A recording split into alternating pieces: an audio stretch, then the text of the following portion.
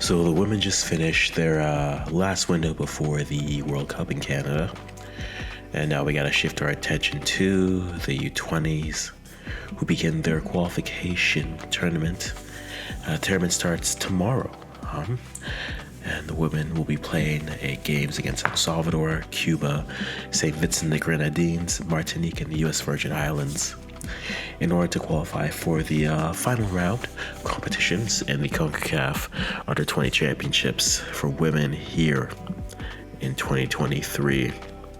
It's been a minute since we actually talked about them, so I figured a good idea would be to start with the roster, because we haven't really talked about the roster.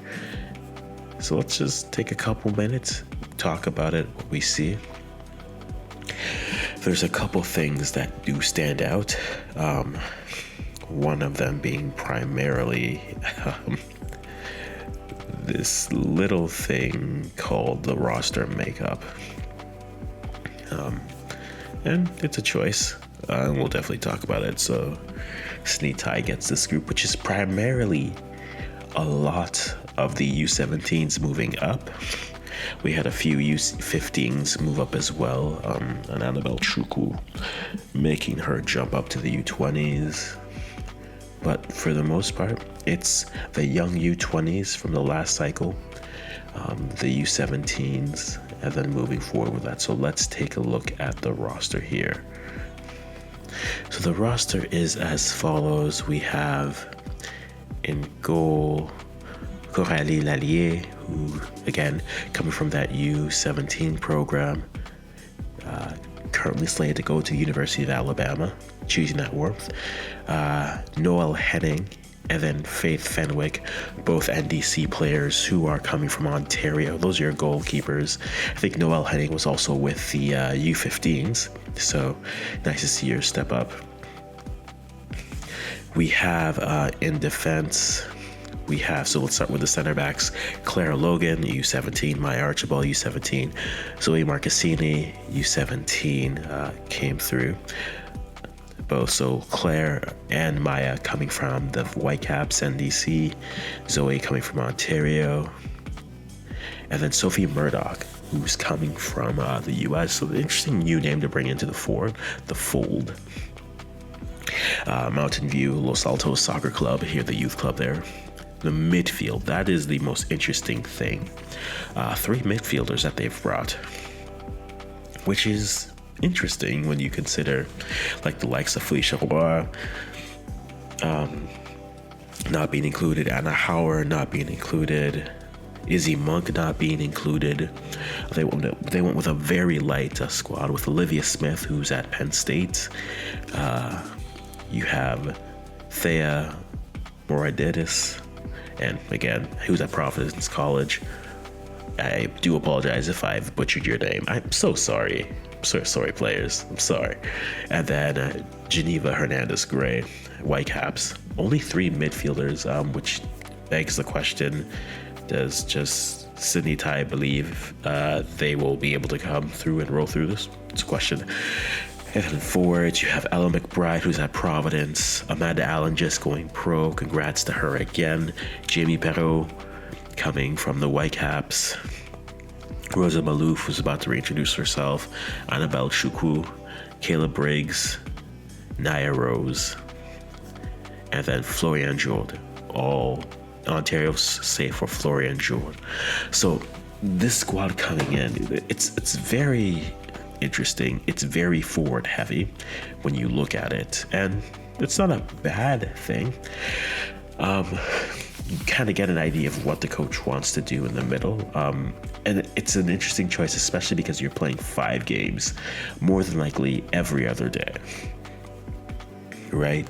So if you're playing 5 games every other day, and the first match day for the girls is tomorrow, they're playing Martinique tomorrow. Martinique, not Martinique. But it does make you wonder what squad rotation matters here, because you would think that playing a game every day, you are going to rotate through a lot of players. But then what does that do for your midfield per se? Does that mean you're just going to play a 4-1 last forward. Right, we didn't even talk about the fullbacks who are here. Only 3 fullbacks, technically.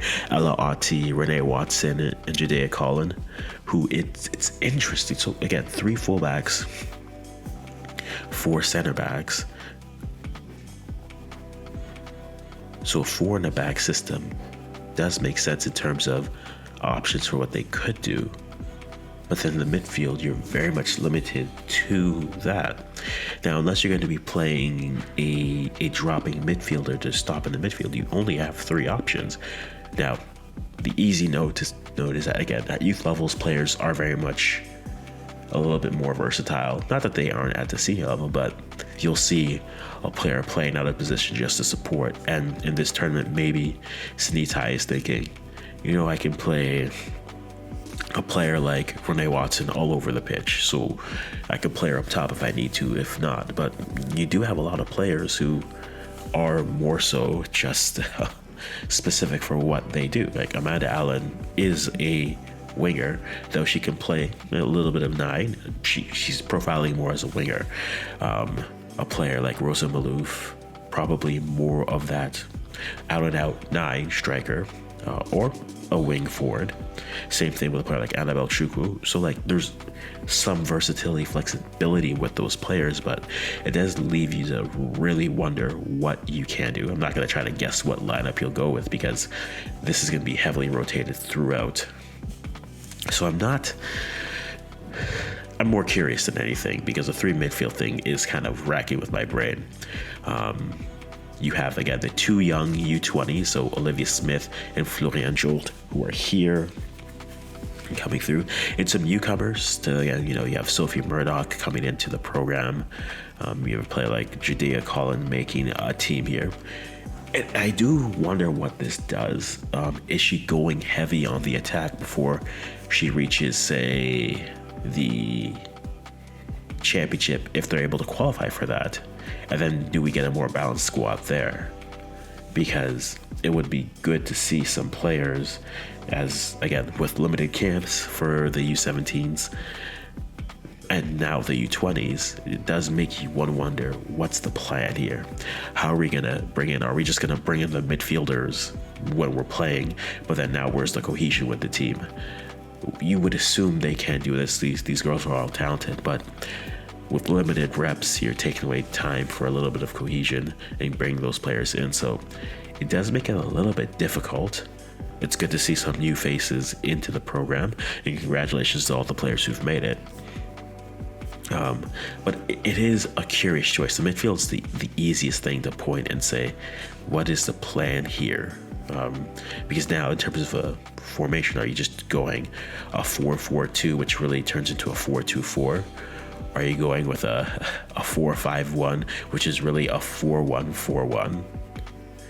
It could be interesting, and that might end up being the solution, having one CDM type role. Or maybe Sinitai thinks this team against this competition will have nothing but possession, so we might as well bring in as many players forward as can, and then maybe keep like a player like Zoe Marcassini back, a Clara Logan back, a Maya Archibald. Keep your center backs back to defend against counters and transitions, but then everyone else go. Maybe the lineups end up looking like a 2-4-4 or a 2-4. Everyone else is in the 18-yard box. I don't know. This is interesting. So again, first matchup for the Babyrouge is going to be tomorrow, Thursday. They're taking on Martinique, and they're going to be playing every team once. And again, we've done videos on the actual format of this. You have to win your group to make it to the final championship round. So first place for the group is the goal. I think the biggest threat to that is probably going to be El Salvador. Over the last few tournaments, their youth teams have looked good. But again, this is a team that we haven't seen enough of. You would hope that Canada have the talent on the pitch to get it done, but we'll have to wait and see it. And it begins tomorrow, or maybe today, depending on when you're watching this. So yeah, guys, if you're Canadian youth fan, who are you looking forward to? Was there somebody you thought should have made the team who didn't? And you think they can get it done? Finish top in the group. Let me know in the comments below. But yeah, I'm going to stop rambling now because it is a lovely Thursday. And Friday is when everything begins. I'm going to stop rambling now.